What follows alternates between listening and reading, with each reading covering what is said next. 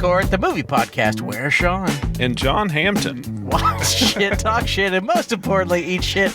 We are the law. We watched Sound of Freedom. Sound of Freedom. By popular demand, I was thinking, I'm not going to watch that movie because I don't know if I want those thoughts in my head. Yeah. And then our friend and listener, Jason Marsden, said, hey, are you guys going to watch Sound of Freedom? And I was like, shit. I guess we have to. Since you're the only person who's mentioned the show to me in months, I guess I have to. You have to appease the listener. And he's also the only person I know who's been in a Stuart Gordon movie. He was in Robot Jox. So okay. I mean, all right. That's 2 degrees of separation between. Yeah. No, wait, 1 degree of separation. I think it's 1 between me and Stuart Gordon, director of Reanimator. That's pretty good. Pretty cool. Yeah. First of all, before we do the plot, how did you feel about this movie? Well, Sound of Freedom. It is the 10th time I've seen it, and I got to say, the 10th time, it still holds up. It's really good. I bought the theater out tonight. You might not have known that. But I didn't know that. I bought it out for my congregation. So most of those people are people that I went to church with. Those are fellow angels? Yeah. Just good people, soldiers, just soldiers in God's army. Amen, man. God did some good work tonight. He did, man.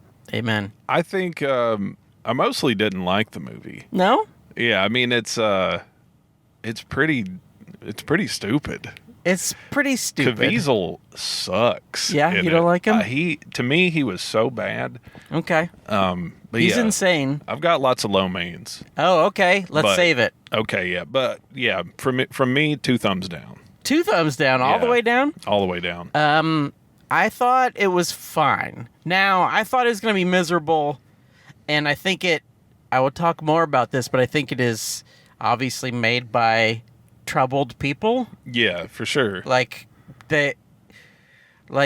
Hostel or Saw or those movies. Uh-huh. Like this was like that, but for like child prostitution. Yeah. They seem to be like, yes, yeah. We'll have a creepy old guy and right. Close the shades and yeah.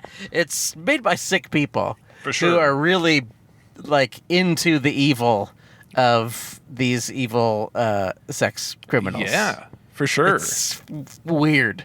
I mean, it's like people who watch like, murder shows and SVU and all that stuff. Yeah. It's like, just admit you find some of this entertaining. Mm-hmm. Like, yeah, I love murder. It's rubbernecking. Yes. Basically. Yes. The plot is as follows. Jim Ballard, played by Jim Caviezel, is his job is a few things. One, he finds porn guys, child porn guys, and he says, you've been bad. But his main job is to watch child pornography all day long and write notes about it. Which I actually read about Caviezel to prepare for this role. I should say it too, or I should say it early in the podcast. We think child prostitution is bad. Yeah. So 2 thumbs down to that. Yeah, we may sound like we're taking it lightly. We are not taking it lightly at all. We're taking the movie lightly. As a former child prostitute, I do not agree with it. But it's crazy because the 2 main characters have both like consumed child prostitution. Yeah. Like Jim Caviezel's job is to look at child porn all day and write notes. That's the main thing he does. Yeah. And the other guy who is what the fuck is his name? I don't remember. He's a dude who's been in like a bunch of Coen Brothers movies. He's like a good actor, but he plays some guy who used to work for the cartel, and then the story is insane. It is. At some point, Jim Ballard is like, why do you do this? You were in the cartels. You could have sold Coca-Cola drugs for your whole life. Uh-huh. And let's call him Cigar Man because I can't think of his name. Yeah, he's smoking all the time. He's like, well, I was having fun with prostitutes and stuff, and then one time I realized the prostitute was 14. And it's like, what? That was a wild part. I think Insane. that might be the craziest part of the movie. It's like fucking nuts. because the way they set it up, it's like he's like, so tell me your story. Why do you do this? You know, sort of thing. And I thought for sure hero's journey. I thought it was going to be like my daughter was kidnapped or something. I thought it was going to be something like that. But he's like, yeah, I fucked a 14-year-old. You're like, oh boy. I was thinking it'd be funny if Jim Caviezel's character arrested him right there too. You just admitted to being a criminal. It's tough to pick good things. Yeah. I will say the good thing about it, the best thing for me, is that it looks kind of good. I was going to say, like, it looks like a movie. Yes. And for the most part feels like a movie, other than the fact that it's completely insane. Yeah. No. But, I had the same thought. I was like, especially up towards the front, I was like, some of these shots look really good. Some of the cinematography is nice. Yeah. But then the thing that like really stood out to me is the like crossfade transitions. Yes. There was so many of them, and so many of them were like just odd.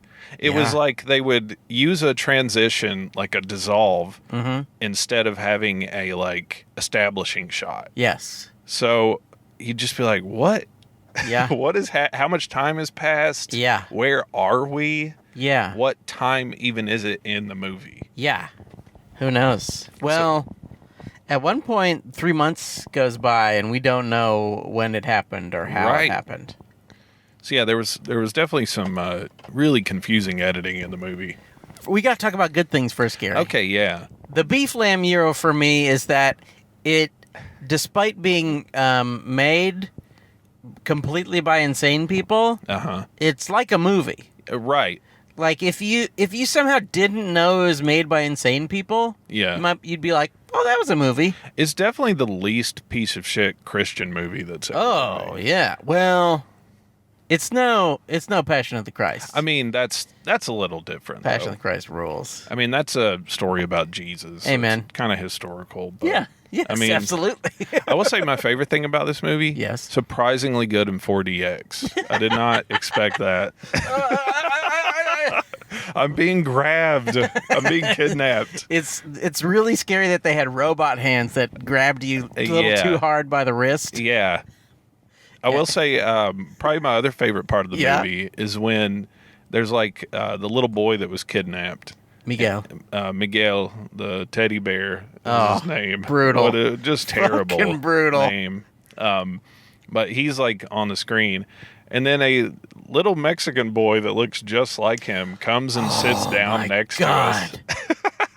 It was so surreal. It was very odd. Like, in the movie, Miguel is wearing like a striped shirt, and it's dark, but a little boy with a striped, not the same shirt, obviously, but close enough to be very surreal. Right. A little boy, like, walked past us and sat directly next to Gary, and I was like, what the fuck is happening? I was like, is this some sort of, like, Rocky Horror Picture Show sort of thing? You know, like, is this, like, audience participation? Like, they're... It's just a jump to the left.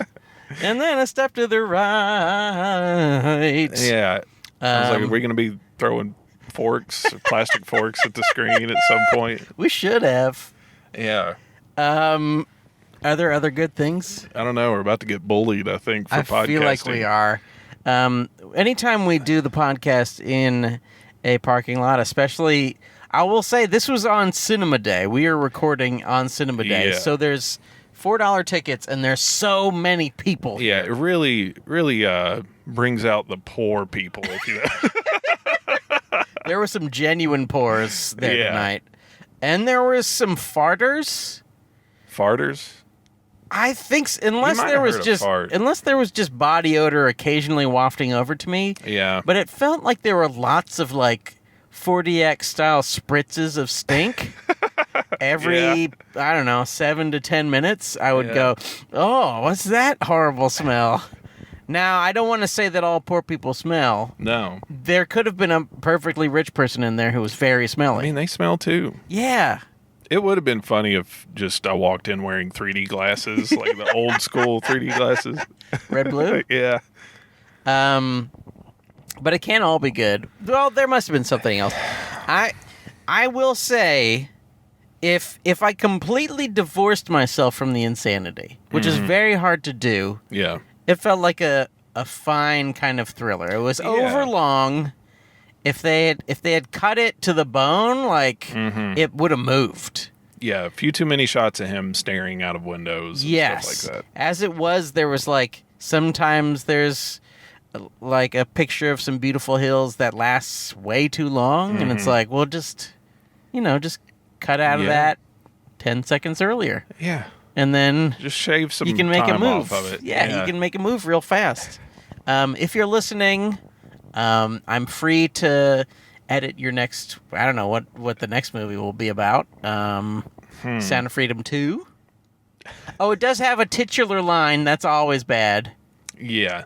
Okay, let's do bad stuff. All right. We need to move on to it. We need to move on to the bad stuff. The low man of this movie. What's the worst part of this movie, Gary? To me, it was Caviezel. Yeah, you all the hated way. Caviezel? And I like him, but man, he it's like he was asleep half the movie. It's like he was on Valium just being like, oh no, the children, Yeah. Like there was very little emotion from him most of the time, unless it was just like a tear running down his face. Yeah. And I understand he's supposed to be this like sort of hardened cop, but it just doesn't. There was just very little from him in this movie. Yes. Like sometimes, even though he'd be on the screen, sometimes you'd still forget he was there somehow. I thought he was either over or underdoing it. Yeah. Like there's times when he was just fucking crazy eyes. Really weird. There's a moment when so their big plan is they've got a sex island. Yeah. That's how they're going to save the most kids, because they're like, hey, you, Miss Columbia, and you, I think your name is Piranha or something, and you, there's like a guy who's kind of queer-coded. He's got like eye makeup, and he keeps going like, yeah, just fucking weird.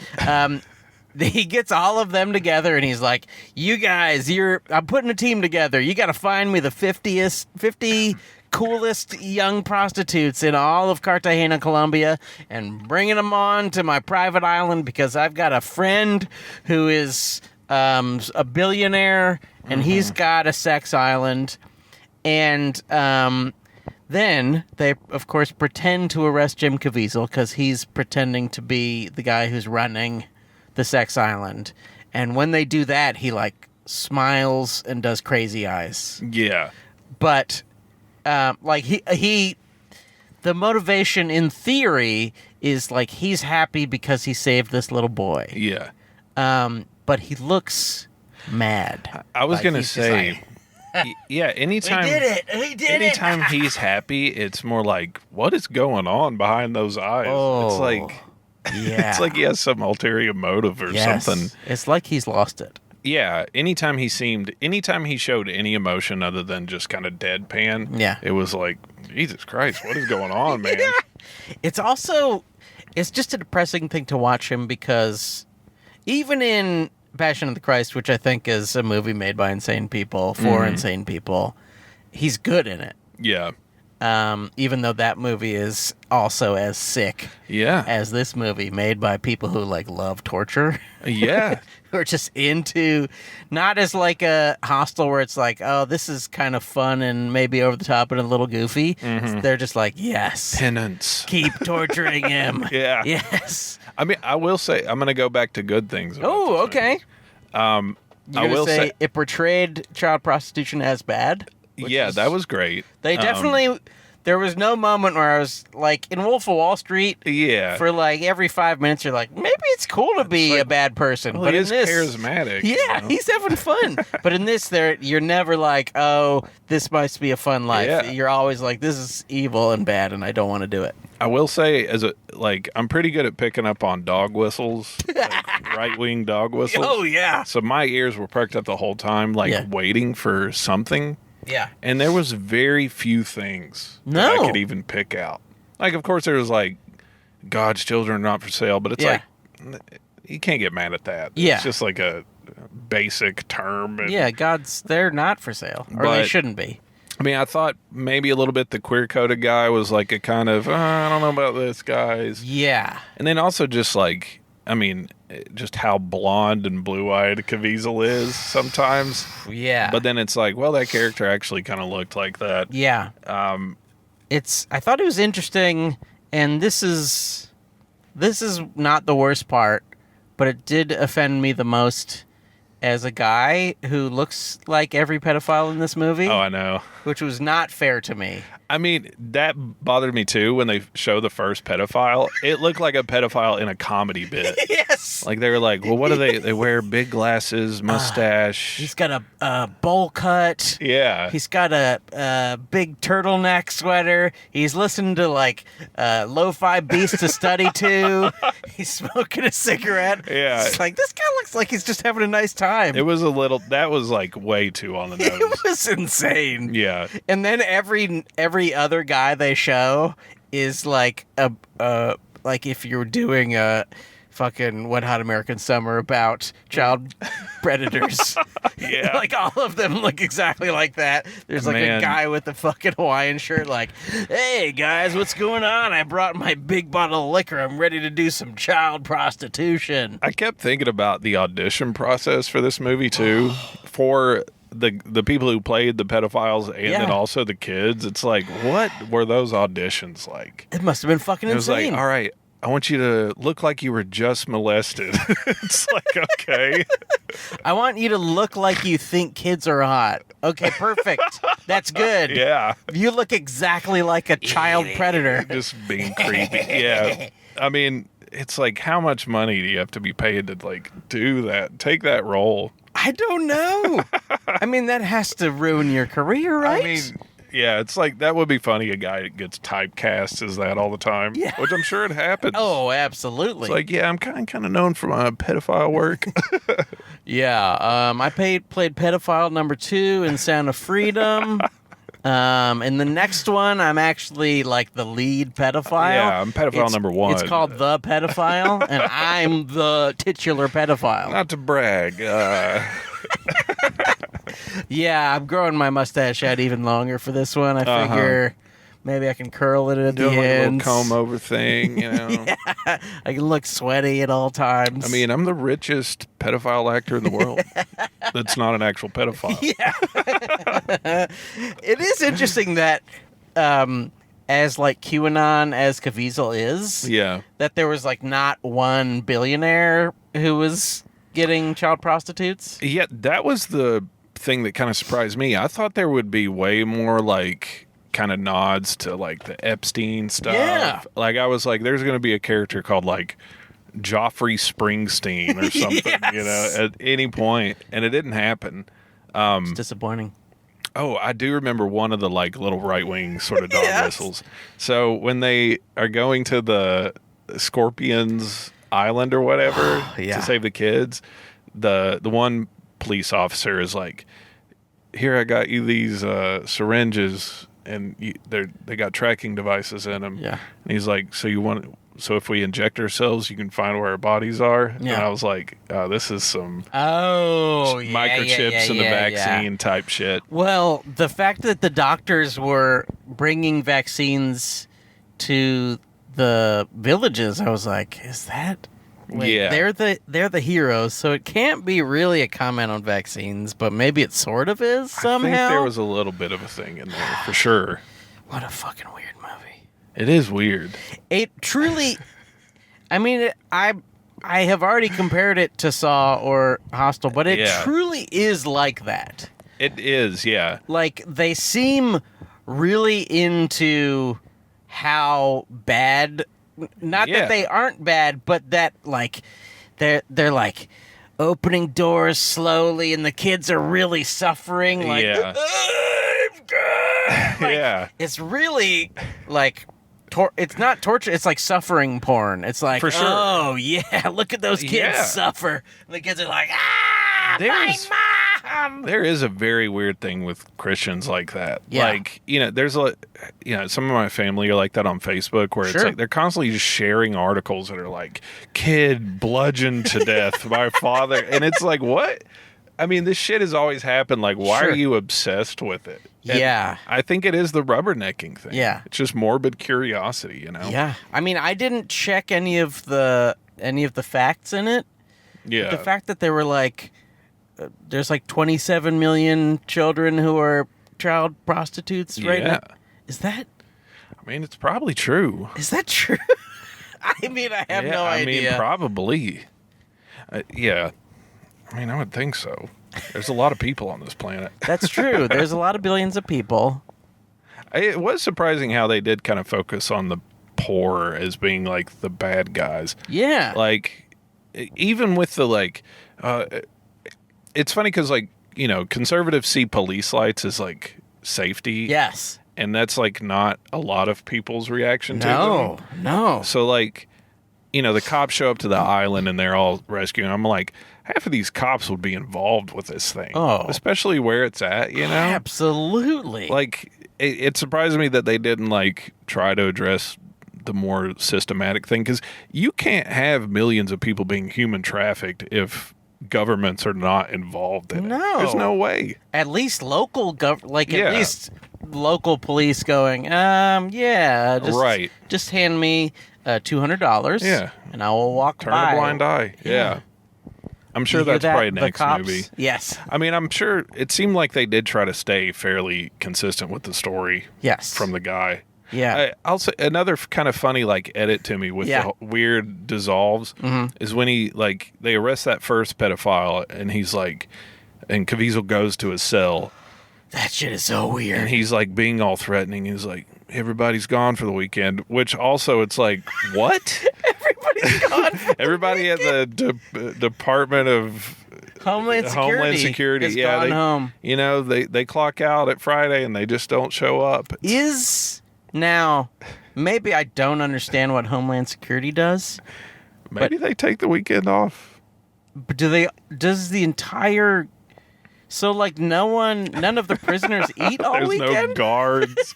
Yeah, that made no sense. It's fucking insane. But he's, like, talking to the guy, and he's, like, sort of cracking his knuckles. He's like, nobody's here. He's like, what do you say we take a walk outside? Yeah. In any other movie, that would be a hard cut to him being thrown on the ground outside. Yeah. This one does a dissolve to them sitting in a courtyard looking like they're best friends. And it was just so fucking weird and funny. Yes.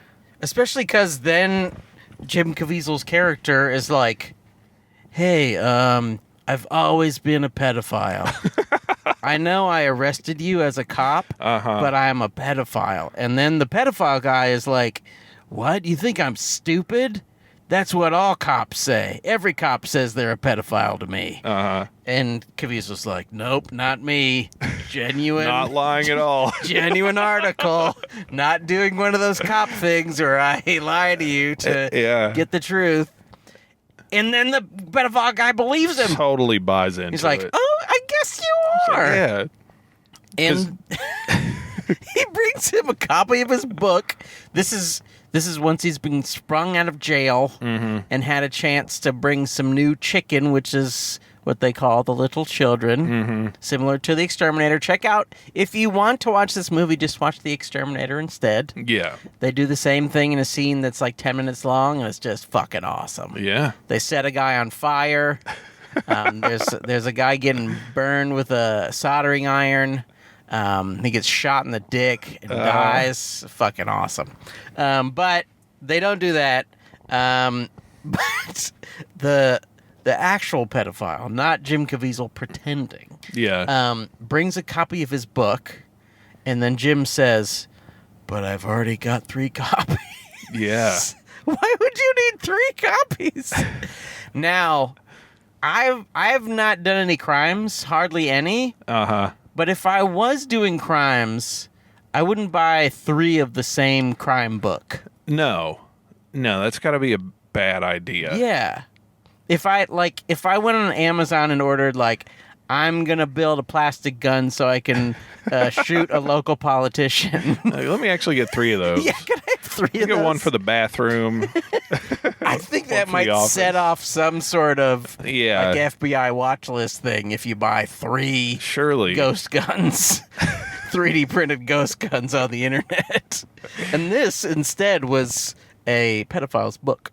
I do think it's funny too, is like when he tells that guy that he's a pedophile, he's like after the conversation, he's in the bathroom and he's like splashing his face with cold water. It's like, dude, you just finished watching 80 hours of child pornography.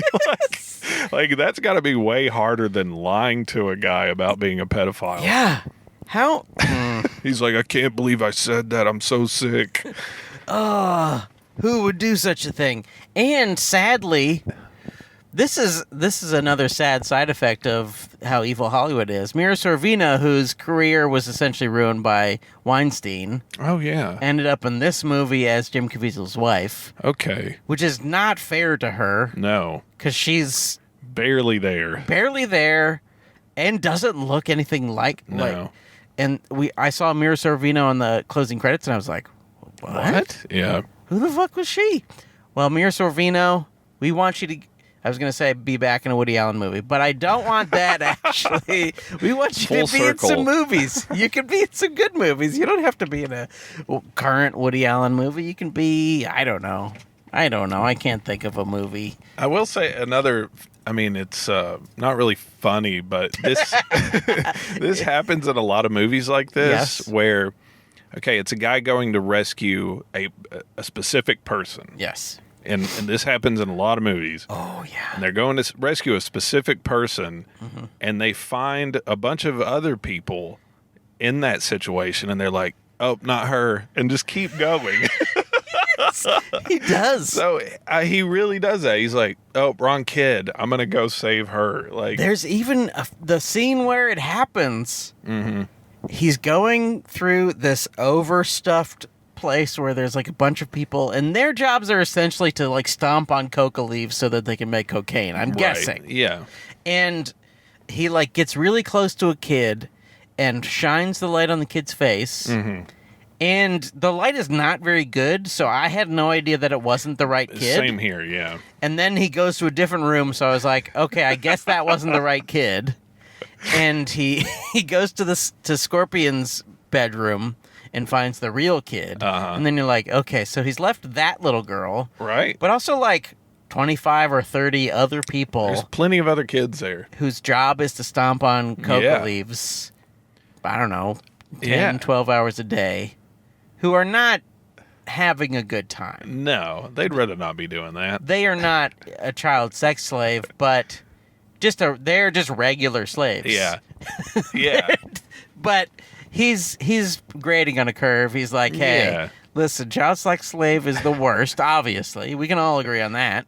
And then regular slaves, that's bad, but I can't save everybody. Look, on the slavery ranking scale, it's easily the worst. On the food pyramid of slavery. But yeah, him just ignoring those other people is very funny. 'Cause And he never goes, oh, ooh, like there's not a moment where he's like, oh, I wish I could save them all, but I can't. That's another thing. They'll kill too. me. He never really seems like he's in danger at any point. No. He doesn't get hurt at No. all. There isn't any of that like hero's journey, like he's at the bottom and he's gonna make it out. Like No. there was none of that. Except, No. I mean, he had a gun pointed at him a couple times, but Yeah. there was no real skin in the game. Well, and the that part- fight at the end was just fucking lame. Weird. It's really weird. I liked the concept, honestly. Yeah. The concept basically is like the girl keeps closing her eyes because she doesn't want to see the violence, and so we go into darkness, and then we hear the tussling and Yeah. the fighting, but she keeps opening her eyes to see something that's not very exciting, which is Right. a bad idea. It should have just been she closes her eyes, she hears like, ugh, ugh, Yeah, and- something gruesome. and she opens them, and he's like on the ground, and we're like, okay. Yeah, and then another thing. So, we don't even know if that guy died because it seemed like Caviezel just choked him out or something. Who knows? But we see a shot of him being dragged across the floor, and then when the other henchmen find the guy, Yeah. he's laid in the bed. Years later, So Caviezel knocked this guy out, and he's like, "Well, let me put him on the bed so he doesn't hurt his head." And it's like, what are you doing, man? He didn't even cover him up. No. If I would at least put the blanket over him. He like kisses him on the forehead. Which that was another thing too, is like being like the scorpion. It's like, come on, guys. God. Really? There's a guy named Piranha. There's a guy named the Scorpion. What's the name? Oh, there's a guy named Beef. No, there's a guy named Meat, Carne. Oh, yeah. That guy is crazy, too. Which one was he? He was like the chubby guy with the Hawaiian shirt on the island, like the new guy. Oh, yeah. Whose henchman... He was pretty good. Yeah. I loved that his henchman pointed a gun at Caviezel's head. Mm-hmm. And another instance of Caviezel being fucking batshit. Mm-hmm. He just starts to go... I mean, dude, you don't want to see him smile in this movie. It's so upsetting. Well... He smiles like a pedophile. It's also especially weird because, like, he's not playing necessarily some, like, hard... like violent criminal. He's playing like a pimp for kids. Yeah. So once again I'm not in the industry, so I can't speak about it. I'm not in the biz. But he's probably a regular pimp. If actually almost anybody outside of maybe Jim Caviezel and Mel Gibson, if they got a gun put to their head, they would be scared. Yeah. But Caviezel doesn't play scared. No. He gets like alcohol splashed in his face and a gun put to his head, and he's just quietly making no movement at all, and then he begins to evil smile. Yeah. And that is that. He doesn't get shot in the head. Which he even spits out a little bit of the alcohol, which was like a weird joke, comic relief sort of thing there. Which they started to have a little bit of comic relief stuff at that point. Yeah, when they're doing the rehearsal for the billionaire to like go undercover, I was like, for one, I was like, thank God some comic relief, just so I can get all these laughs out that I've been holding in the entire movie. Yes. Well, it's so like deeply uncomfortable, right, that you want to laugh because it's just so You're awful. Like, what in the hell? This is fucked up. Yeah. Just putting kids in fucking like shipping crates. Sending them over. But when they do that, that's some real Christian humor. For sure. They're like trying to teach this billionaire how to be comfortable with kissing a woman's hand. That's fucking weird. I don't know. But he kisses Mr. Cigar's hand, and Caviezel's like, I don't know if you need to do the kissing. It is funny that the one joke they had was like kind of homophobic. Yeah. You know? Yeah, absolutely. I had the same joke played on me. Truly. Really? Yeah, I was of course in the Passion Play. Oh yeah. When I was a kid, I played Judas Iscariot. I remember this. I was there. The one who turned coat. Mm-hmm. He was the Benedict Arnold of the Bible. Yep. Bible dicked honor. And he gets 30 pieces of silver. Yeah. Just for what? To sacrifice your Lord and Savior? Yeah. At least get some gold, my man. My dude. Get a little gold, Judas. And the way he tells the soldiers that who Jesus is he gives Jesus a little kiss on the cheek. Yeah, a little bit of action. Yeah, just a little smoochy. A little sloppy one on the old cheekaroo. Mm-hmm. And, of course, we had to rehearse. We were doing a play. We had to rehearse it, so I kissed his cheek a bunch of times. Yeah. And there was, like, a very similar, like, hey, what are you kissing his cheek? What are you, gay for Jesus? It's like, no, dude, we're both actors in this play about Jesus. You think Jesus was gay in real life? Yeah. He washed people's feet. Do you think that's gay, you fucking weirdo? It's pretty gay. Yeah. And this is not kissing related. Also had one of the most terrifying moments of my life not at the same rehearsal, but at one rehearsal where one of the guys who was playing one of the disciples had a seizure. Oh God! While we were rehearsing, Jesus, get Jesus in here quick! He's like, no, I'm not I'm merely playing him. I can't heal anybody. I'm sorry, but it's just fucking terrifying. It's scary, yeah. We were just like doing rehearsals. Hey, how's it going? I'm Jesus. I'm gonna heal the leper. Oh, I'll spit on some mud and put it on his eyeballs and do. Oh my God, Bartholomew! And put a Bible in his mouth. Bite his tongue off. And he just drops, and it was just like, oh fuck, this got heavy right now. Yeah. I think those are all the stories I have of the. Wait, do I have any other stories? No. Do you have any Passion Play stories? Yeah, I do actually. Well, this isn't really a Passion Play. This is another Christian play, Amen. Which just actually kind of fits with the discussion. This isn't really off topic. Amen. But the play was written by two members of the church who had no business writing a play at all. Like, I don't know if they could read, honestly. Sure. So I was a teenager, and the play was about the judgment seat, or not the gates of heaven. Oh, sure. And so a bus full of teenagers get in a car crash and all die. Oh, no. And one of the teenagers on the bus is like a bad kid. He's got a backwards hat. He's like throwing, paper balls at people and shit. So you're like, okay, that's the bad kid, Yeah. And I play St. Peter, and and so the kids are like in line, seeing if they can get into heaven. Mm-hmm. And the bad kid gets to me, and he's like, Peter is my name in the book of life. And I was like, yes, son, it is. You may enter. And he's got his back turned to the audience, and he just starts shaking his head. He's like, no. And I told him that was not the line. He was supposed to go to hell. He was the only one that was supposed to go to hell, too. Oh, my God, no. So I go, actually, I'm sorry. It says you're supposed to go to hell. It just ruined the play. That's much funnier, though. It was awesome. Oh, oops, sorry. Yeah, you got to go to hell. Whoops, my bad. I need to call a mulligan on this one. You got to spend eternity being raped by demons. My bad. You threw a spitball. What are you gonna do? Hey, listen. You thought a prostitute was 25. Yeah.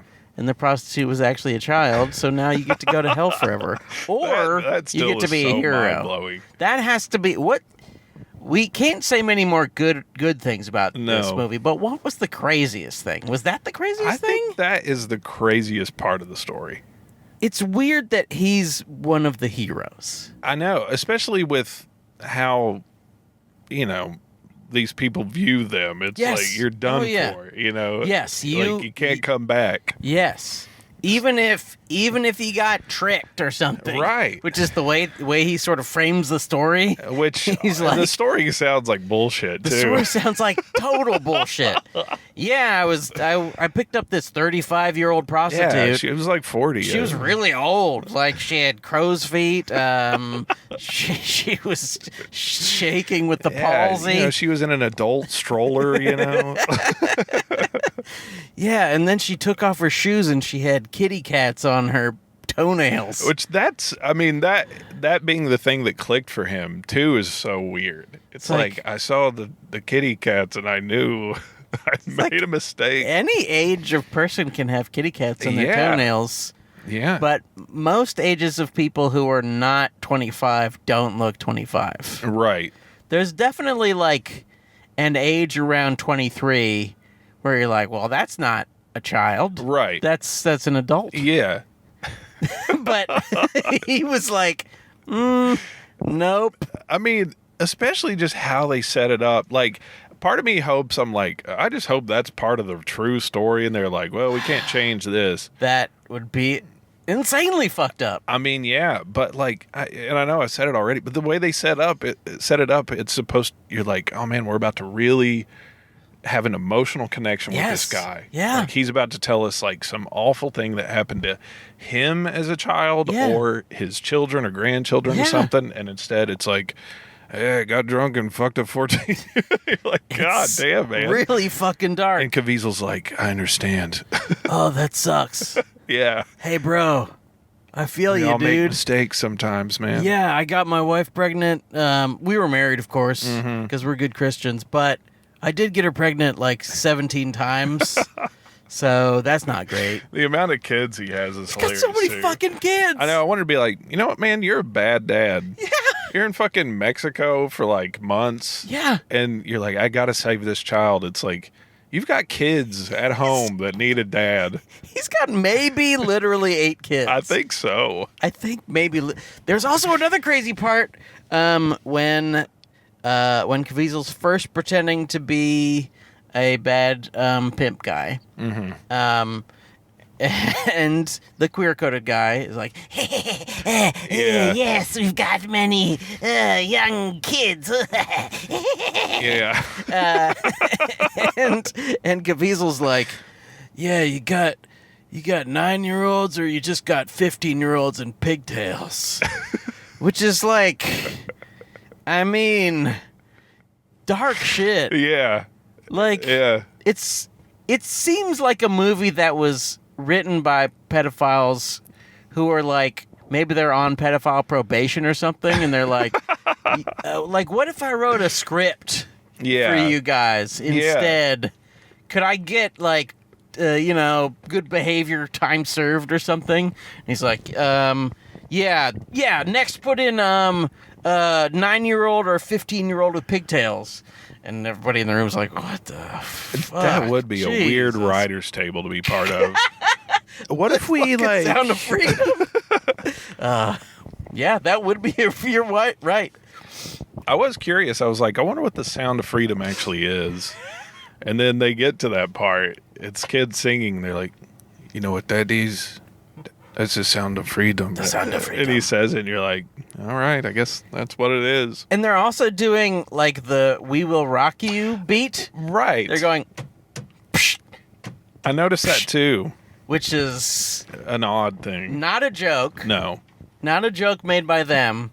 But certainly someone on the set was like, hey, you This guys is- know that's "We Will Rock You." Yeah, this is, everybody knows this beat. One of the most famous songs, Yeah.